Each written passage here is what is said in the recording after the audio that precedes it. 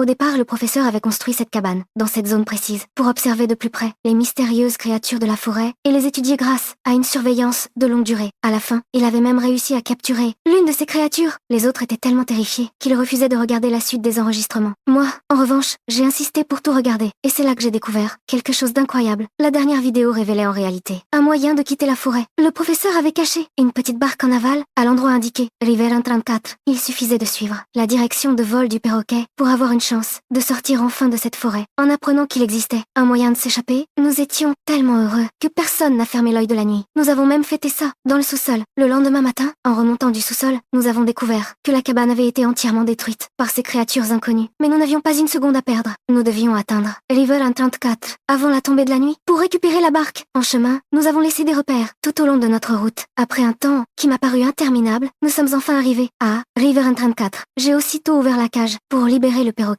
en espérant qu'il nous guiderait vers la sortie. Mais soudain, tout a basculé. Le ciel, pourtant dégagé, s'est couvert en quelques secondes, puis une pluie torrentielle s'est abattue sur nous. Privés de la lumière du soleil, des dizaines de créatures inconnues ont jailli des grottes. Nous n'avions pas d'autre choix que de courir à toute vitesse le long de la rivière. Peu après, nous avons enfin retrouvé la barque laissée par le professeur. Mais à cet instant, la fille aux cheveux bouclés s'est rendu compte que James avait disparu. Quelques secondes plus tard, nous l'avons vu tirer une silhouette vers la rive. La jeune femme a compris immédiatement que ce n'était pas son petit ami. Elle s'est mise à lui crier de revenir tout de suite, mais il était déjà trop tard. L'instant d'après, James a été entraîné par une créature qui avait pris une apparence humaine. Nous avons sauté dans la barque et à peine avions-nous quitté la rive que les créatures se sont lancées à notre poursuite. J'étais persuadée que cette fois, c'était fini. Mais contre toute attente, elles étaient incapables de nager. Elles n'ont pu que rester sur la berge, à nous regarder, nous éloigner au fil du courant. Au lever du soleil, nous étions 3 survivants à avoir enfin quitté cette forêt et à retrouver le monde des humains.